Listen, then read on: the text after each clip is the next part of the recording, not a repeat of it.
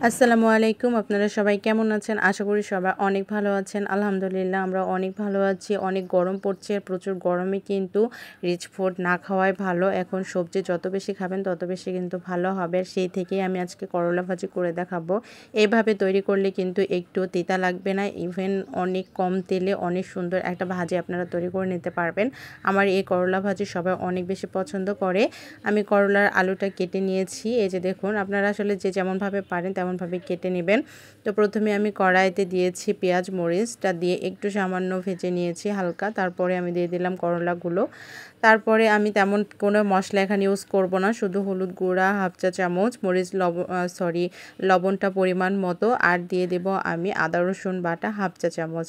তাছাড়া আর কোনো মশলাই আমি আর এখন ইউজ করব না। এটা এখন সব মশলা আমি মিক্সড করে নেব এবং নাড়তে থাকবো।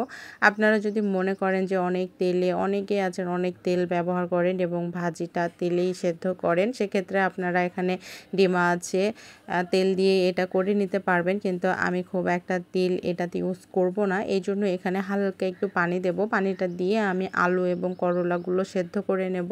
এতে করে কিন্তু তেলটা একটু কম লাগবে, যেহেতু তেলে যদি সেদ্ধ করতে চান তাহলে তেলটা তো একটু বেশি লাগবেই। আর কড়াইটা যদি একটু সুন্দর তেলতেলা হয় তাহলে কিন্তু তেলটা একটু তাও কম লাগে।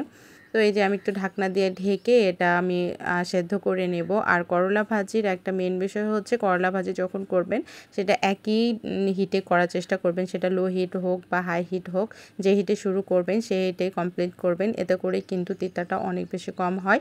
আর এই যে দেখুন, আমার করলা ভাজিটা কিন্তু সেদ্ধ হয়ে গেছে। এ পর্যায়ে আমি এক্সট্রা কিন্তু কিছু পেঁয়াজ কুচি দিয়ে দেব।